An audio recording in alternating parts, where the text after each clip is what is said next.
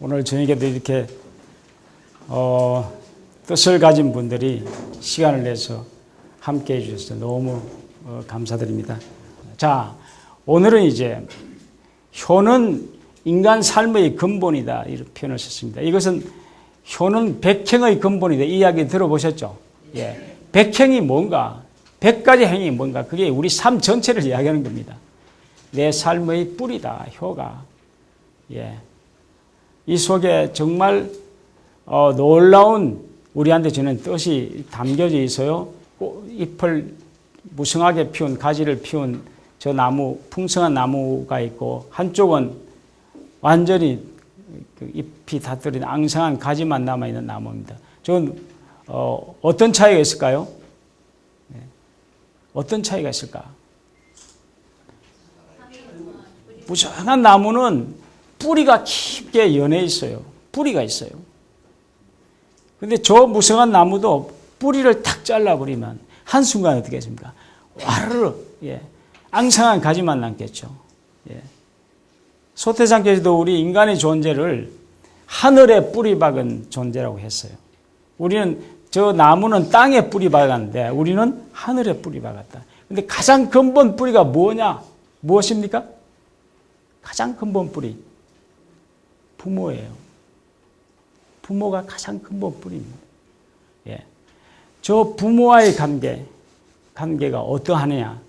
예. 내가 이 생에 나타나서 맨 먼저 만나는 인연이 아버지 어머니인데 그 인연과의 만남이 어떠하냐에 따라서 그 이후에 만나는 인연과의 관계가 결정되어집니다. 내 인생이 결정되어져요.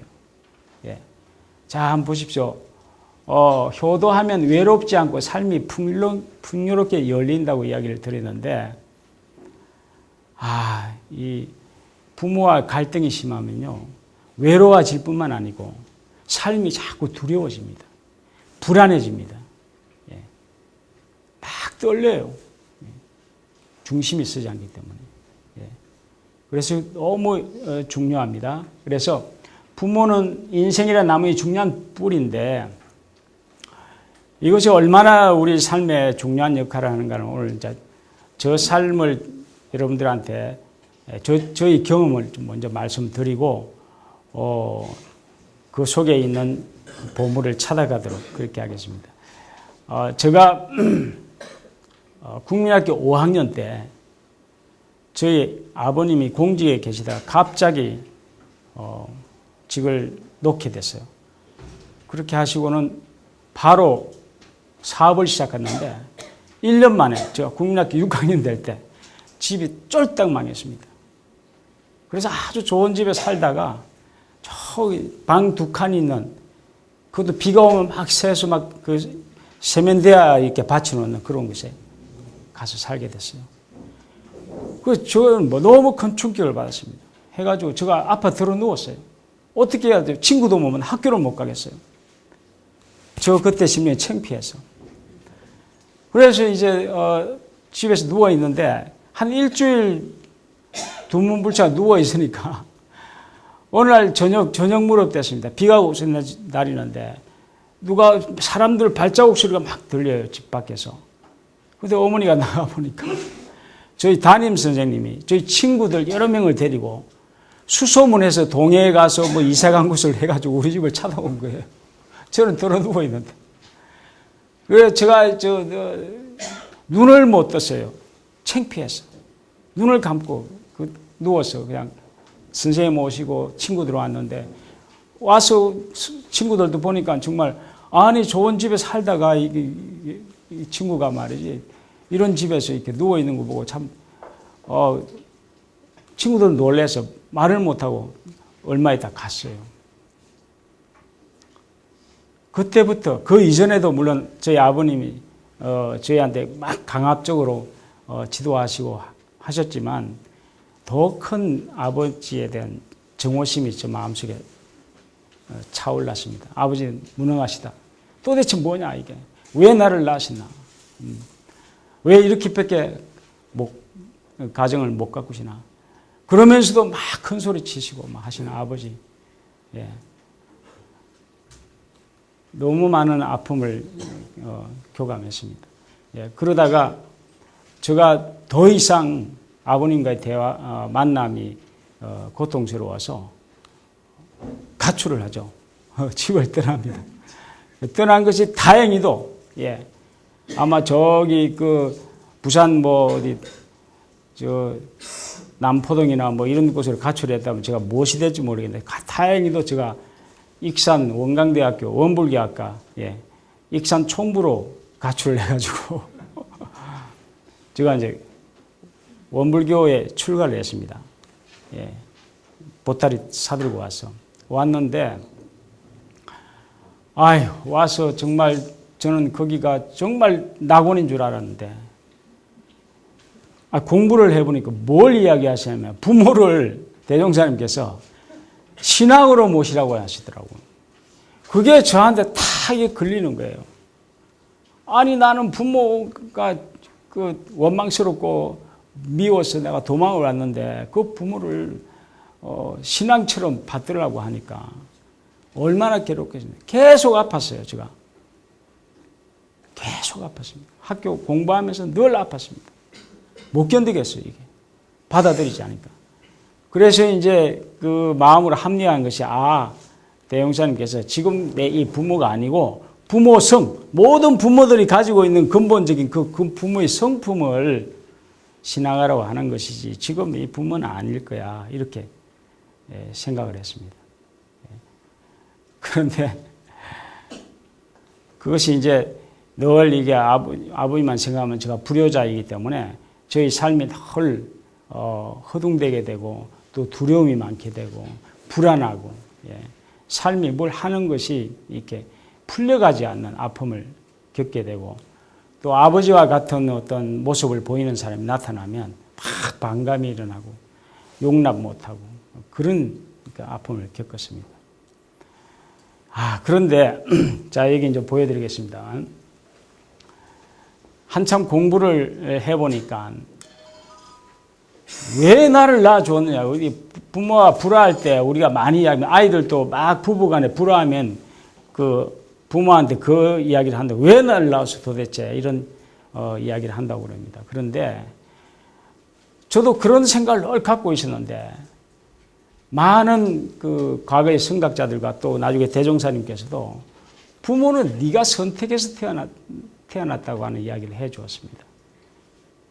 옛날 불교의 그 티베트 고성들도 말이죠. 그 이야기를 해요.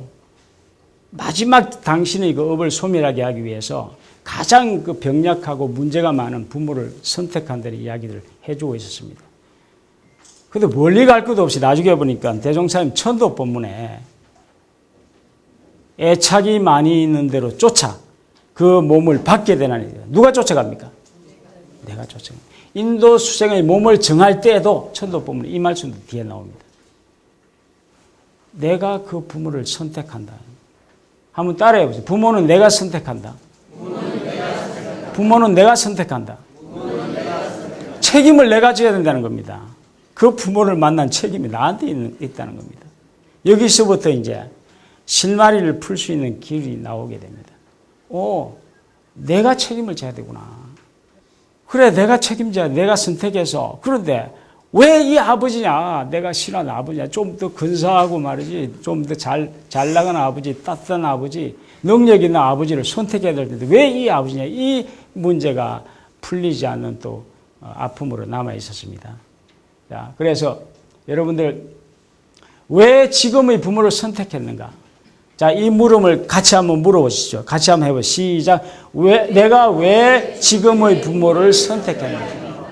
지금의 부모 다 만족하십니까? 여기 오신 분들? 예, 만족하시는 분 간혹 계십니다. 그런데 거의가 살아오면서 불만족이 많습니다. 왜? 비교하니까. 자, 보십시오.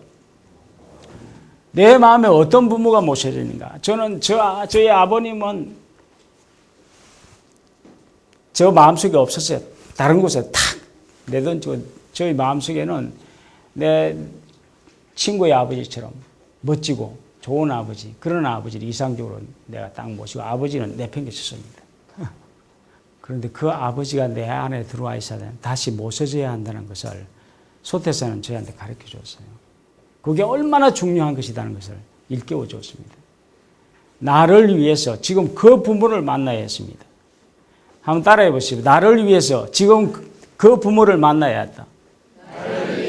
지금 그 부모를 만나야 했다.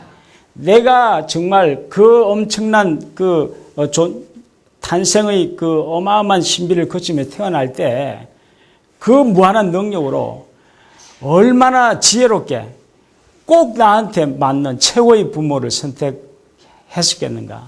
이 물음을 물으셔야 됩니다.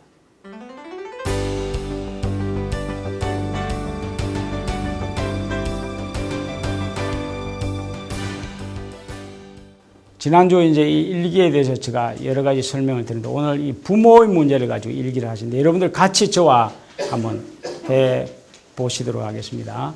그래서 이 일기에서는 네 가지 현실의 창, 생각의 창, 깨어남의 창, 창조의 창, 이 네 가지 창을 거쳐가면서 이제 자기를 찾아가는데 먼저 현실의 창에서 제일 중요한 게 일기를 언제 쓰느냐 하면 막 내가 속이 상하고 화가 나고 분통이 터지고 막 짜증이 나고 할 때 그때 딱 일기를 쓰시면 돼요. 그게 메시지예요. 그래서 일어나는 감정, 화나고 속상하다. 그럴 때 있죠, 여러분들이. 지금 아무렇지도 않다 하더라도 어제 또는 과거에 어느 때 아직도 내가 지금 그것만 생각하면 화가 나. 이런 때가 있죠. 화나고 속상한 일이 있습니다. 그때를 떠올리면 돼요. 제가 이제 화나고 속상한다 떠올렸을 때 현실 상황은 어떤 거냐. 아버지는 늘 화를 내면서 말씀하셨어요. 늘 화를 내시면서. 못 견디었습니다. 제가 어떤 때는 힘이 있으면 아버지를 치고 싶었어요. 그때 속상하고 화가 난데, 이 속상하고 화난 것이, 지난번에 제가 잠깐 이 문제를 많이 드렸는데, 다시 한번 저를 따라 하십시오. 속상하고 화가 나는 것은, 따라 하십시오. 내가 만든 것이고, 참 좋은 것이다. 얼씨구 박수 한번 칩시오. 이게 너무 중요해요. 너무 오랫동안 아마 지금 이 이야기를 하니까 상당히 혼란이 오시는 분들 계실 겁니다. 저도 그랬습니다. 화나는 것은 나쁘다고 배웠습니다. 어떤 분이 화를 내면 저 양반 비인격자야. 공부가 덜 돼서 그렇게 생각했습니다. 그런데 깨친 분들은 그렇게 이야기하지 않았습니다. 저 화를 잘 부려서라 했습니다. 화는 놀라운 에너지입니다. 내 내면의 어떤 문제를 알려주는 메시지입니다. 네 속에 무슨 문제가 있어. 그걸 알려주고 있다. 내가 만든 겁니다. 아버지가 화를 내면서 말씀하셨어도 전혀 나는 화 안 낼 수도 있습니다. 그런데 왜 화를 낼까? 그게 이제 내가 그 순간에 생각에 빠져 있으면 생각의 창으로 들어갑니다. 어떻게 들어가냐? 그 아버지가 화를 내고 말씀하시는 거죠. 딱 거부하는 겁니다. 이 생각은. 뭐라고 하십니까? 아버지는 늘 화를 내면서 말씀하시면 안 돼! 하는 강한 저항이 내 내면에 있다고. 저 안 돼 하는 내 신념이 나를 화나게 하는 겁니다. 그 신념을 가지고 있는데 화를 내니까 속상하겠죠. 약속을 지키면 안 돼 하는 분한테 약속 어기면 난리가 납니다. 거짓말하면 안 돼 하는 분한테 거짓말하면 난리가 납니다. 그죠? 자, 여러분 한번 보십시오. 아버지는 늘 화를 내면서 말씀하셔도 돼. 따라 한번 해보시죠. 아버지는 늘 화를 내면서 말씀하셔도 돼. 그때 화나겠습니까? 화납니까? 안 나죠. 돼. 그럴 수 있어, 아버지는. 아버지는 고집을 부렸어도 돼. 해보십시오. 아버지는 고집을 부렸어도 돼. 안 돼 하면 속상해요. 그런데 돼 하면 아무렇지도 않다. 속상하는 원인이 내가 어떤 현실 상황을 거부하고 있을 때 나타난다는 것을 오늘 여러분들은 새롭게 눈을 뜨셔야 돼요. 지금 바깥에 비가 오는데 비가 지금 오고 있습니다. 여기서 앉아있는 분이 오늘 비 오면 안 돼 하는 분은 막 불안하고 속상할 거예요. 근데 비를 기다린 분들은 어떻게 하겠어요? 너무 좋아서 춤을 춘다고. 비가 와야 돼. 그런 분들은. 그죠? 비가 내린다는 그 자체가 나를 속상하게 하질 않는다는 겁니다. 이걸 여러분들이 눈을 뜨셔야 돼요. 여러분들 의식에 눈을 뜨지 않으면 무명 속에서 누가 괴롭히는지도 모르고 살아가고 있다. 수많은 사람들이. 그런데 오늘 여기 오신 분들은 그런 문제에 대한 놀라운 자각을 준비하고 오신 분이라고 생각합니다. 그러니까 제가 마음 놓고 이야기할 수 있죠, 사실은. 예, 대단히 감사합니다, 여러분들. 너무 소중하고, 예, 감사합니다. 자, 그러면 왜 현실을 거부할까? 왜? 하는 것이 그 다음입니다. 그 현실에서 내가 아버지는 권위적이라고 판단을 하고 있는 겁니다.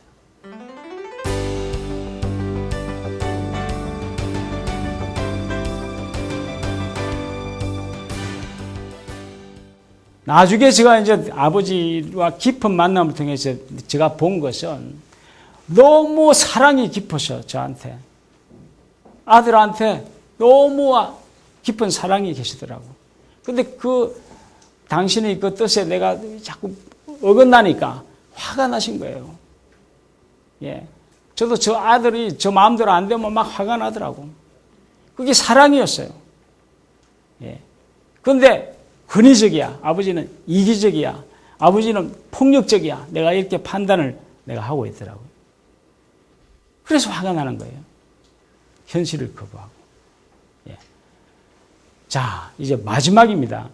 왜 저런 판단을 할까? 저런 어두운 판단을 할까?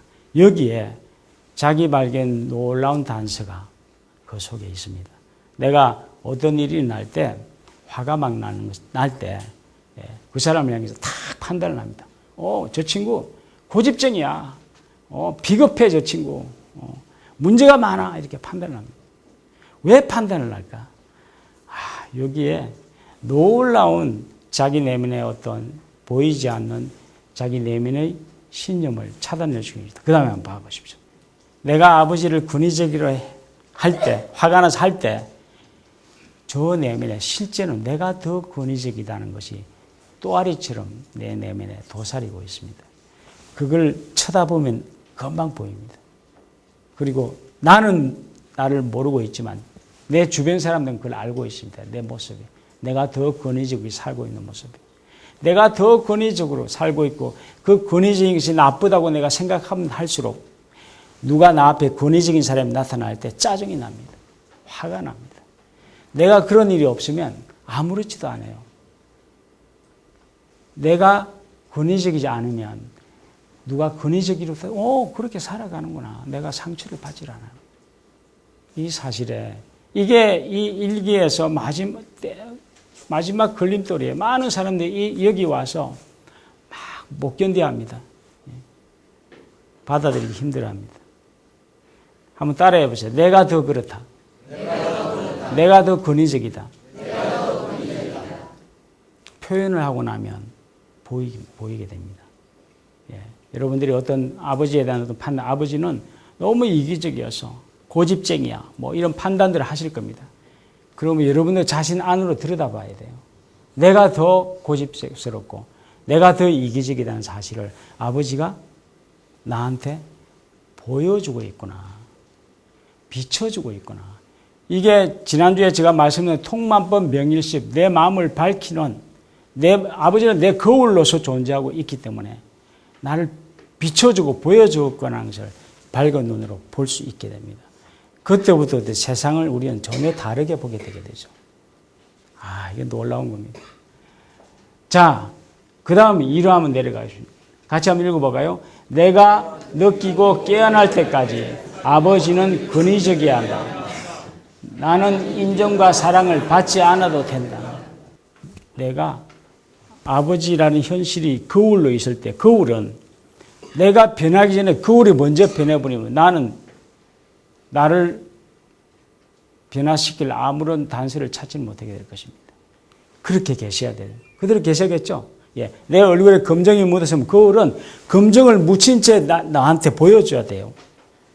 그런데 이것을 거울인지 모를 때는 나는 이 나타나는 그 대상이 원수가 될 수도 있습니다. 그런데 통만법 명일심, 내가 눈을 떠서 보면 너무도 나를 위해서, 나를 깨어나기 위한 은혜요 사랑이라는 것을 보게 되죠.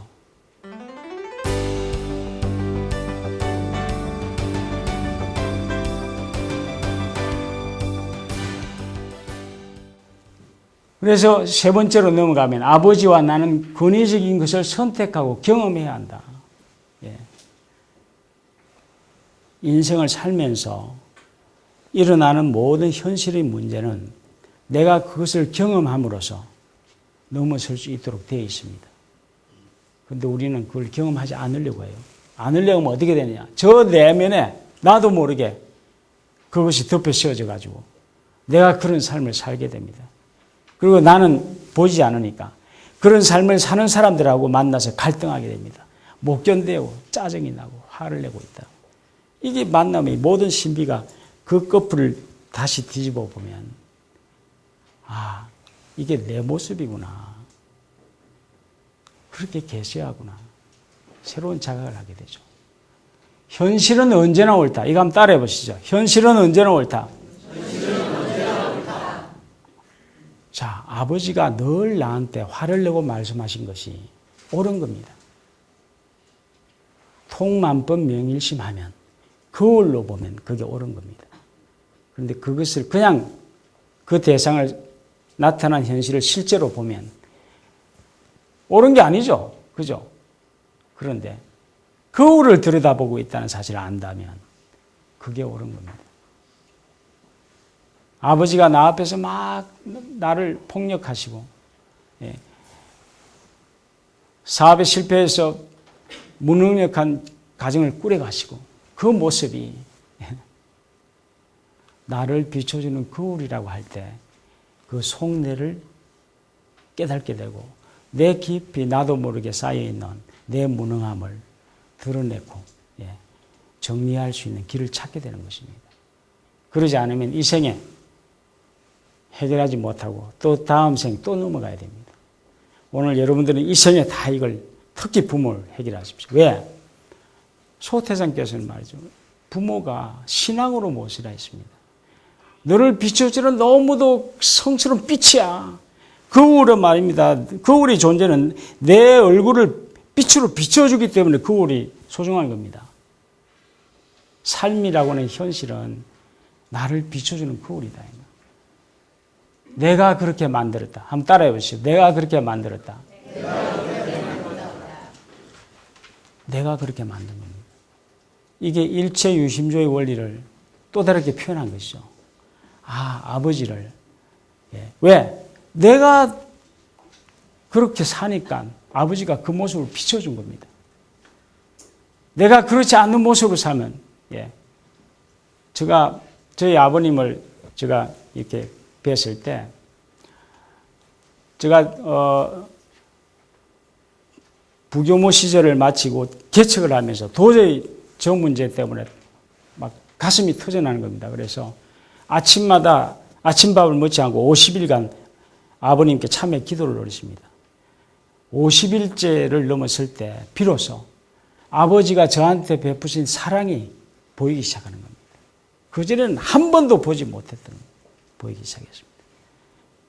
저를 끌고 좋은 공연이나 강연이 있으면 끊임없이 함께 데리고 가셨고, 제가 성숙한 인격이 되기 위해서 뒷바라지 했던 것이 하나하나 떠오르는 겁니다. 저는 부교무 때 제가 더구나 대학원까지 다니고 해서 한 번씩 집에 아버지한테 가면 저 아버지 그랬습니다. 아버님 인생을 이렇게 사시면 안 됩니다.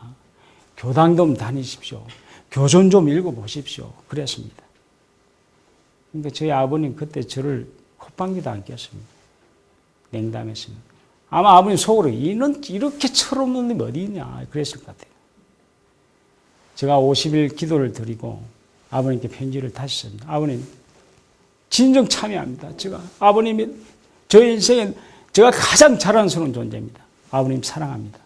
그리고 편지를 드렸어요. 그리고 부산을 찾아갔습니다.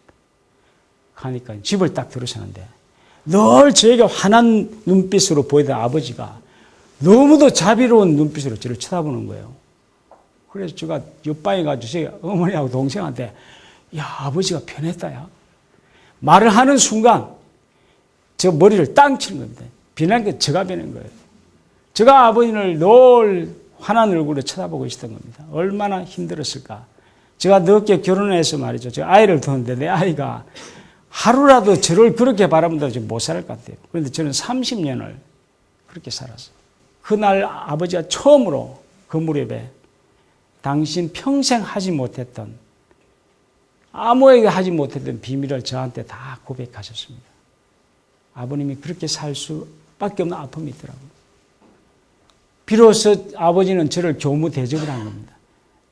당신의 인생 상담용으로 저한테 다 고백했던 겁니다. 그런데 그것이 저한테는 너무 큰 선물입니다. 여러분들 누가 말이죠, 자기 인생의 모든 것을 이렇게 고백할 때 그 사람도 정화되지만 나도 정화가 일어납니다. 더구나 그것이 내 아버지일 때는 이건 어마어마한 저 내면에 그동안 아버지에 대해서 고정관념이 진짜 처음 뵙겠습니다로 깨끗이 포맷됩니다. 다 고백하셨습니다. 제가 눈물로 아버님이 그 사랑을 읽었습니다.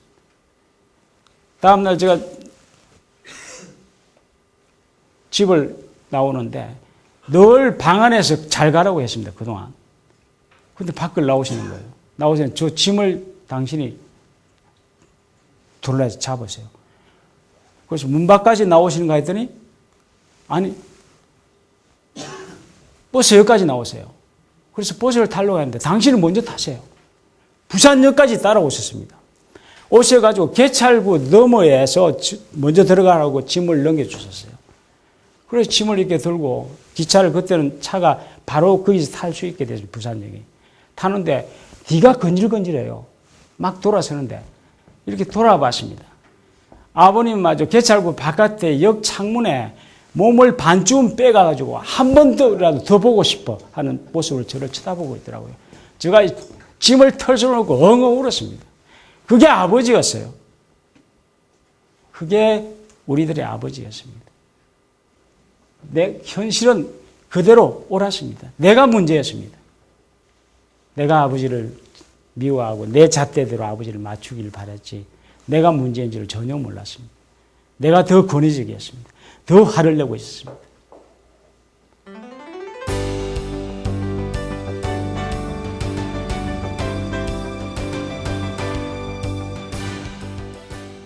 그래서 창조의 실현으로 잠깐 넘어가겠습니다. 자, 같이 한번 읽어볼까요? 이것은 같이. 나는 삶을 창조하는 생각과 감정의 주인이다. 예, 결국은 생각과 감정의 내가 주인이에요. 내가 내 화를 내고 내가 판단하고 내가 다 하고 있지, 다른 사람이 나를 그렇게 하지 않게 합니다. 주인공이다. 예. 그리고 그 다음 모든 가치는 내가 결정한다. 예. 예. 이건 일체유심의 또 다른 변형의 소식이죠. 아버지가 나한테 최고의 존재입니다. 내가 그렇게 결정할 때 최고의 모습이 나 앞에 나타날 것입니다. 그런데 아버지가 문제가 많은 존재야. 나한테 그렇게 생각하신다면, 그렇게 가치를 매기신다면 그런 모습으로 나타날 것입니다. 현실을 있는 그대로 만족하고 사랑한다. 현실이 그대로가 극락인 것입니다. 처처부린 것입니다. 문제가 있으면 그게 누구 문제입니까?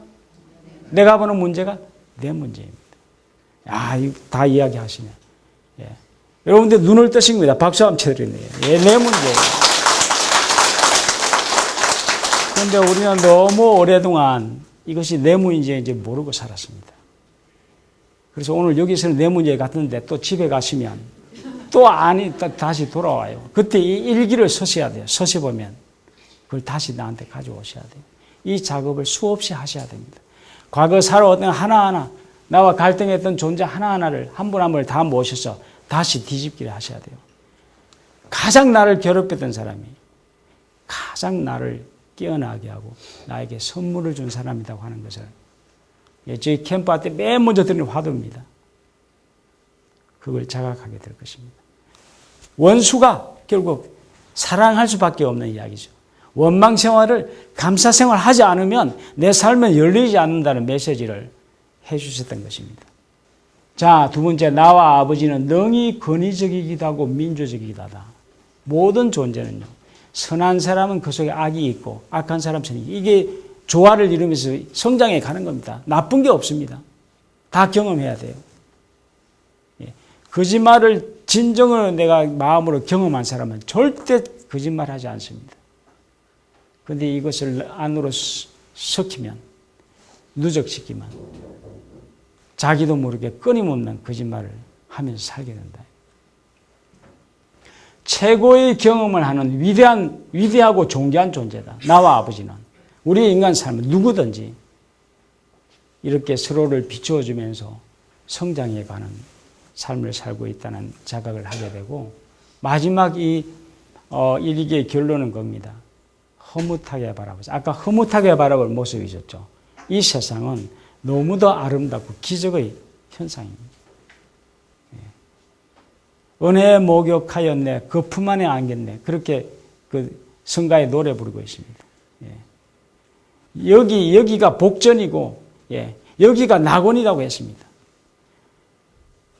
이 모든 존재를 감사히 내가 받아들이면, 감사한 눈으로 세상을 보면, 이대로가 광대무량한 낙원이다 했습니다. 그러니까 대용사님께서 어떻게 했습니까? 그대로 인도하라고 했습니다. 다시 만들 필요가 없다는 겁니다. 그런데 뭡니까? 그걸 우리가 자각하지 못하면 계속 만들어야 돼요. 있는 낙원은 두고, 내팽개쳐 두고.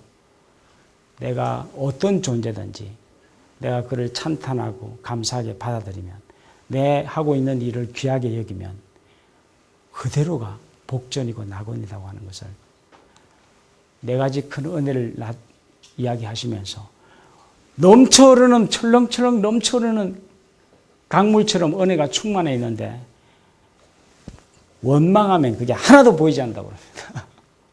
예? 예. 그렇게 말씀하셨죠. 미물 곤충도 나를 괴롭힌다고 이야기하셨다. 이 소식을 우리가 증거를 하셔야 돼요. 자, 그럴 때 마지막 감정이 감사와 기쁨을 느낍니다. 아까 내가 깨어나지 못했을 때는 화가 났지만 그 모습에서 진정한 감사예요. 아버지는 그렇게 계십시오. 제가 다음에 보여드릴게요. 아버지는 성스러운 존재의 성부로 모실 때 내가 정화가 일어납니다. 부모님, 당신은 내게 최고의 인연, 성스러운 빛입니다. 나한테 내 모습을 그대로 비춰주는 빛입니다. 그것을 빛으로 보는 사람은 내가 성스럽게 정화가 일어날 것입니다. 깨어날 때까지 그렇게 계셔야겠죠. 그래서 당신은 나이며 최고이다고 하는 이 인사가 가장 먼저 만나는 내 부모한테부터 그렇게 모셔질 때 내가 전혀 다른 눈으로 세상을 보게 될 것입니다. 자, 마지막 이 이야기를 지난번에도 이 모습을 보여줬습니다. 바꾸어야 할 것은 내가 내 앞에서 막 나를 고집스럽게 또 이유로 나를 못 살게 구는 어떤 존재가 있다면 그 존재에 대한 그 사람에 대한 상이 내 안에 이미 있는 겁니다. 이걸 먼저 바꿔야 돼요. 이걸. 원인은 내 안에 있습니다. 이 사람이 지금 나를 막 배신하고 나를 고통 주고 막 나를 못 살게 구는 어떤 존재가 나 앞에 있다. 그게 부모님이라 할 때, 제가 그런 시선으로 저희 부모를 보았기 때문에 저도 많은 그 교당에 있으면서 많은 분들이 부모님을 함부로 대하고 막 비난하고 아이들처럼 막 꾸중하고 하는, 이건 뭡니까? 완전히 위가 뒤바뀐 겁니다.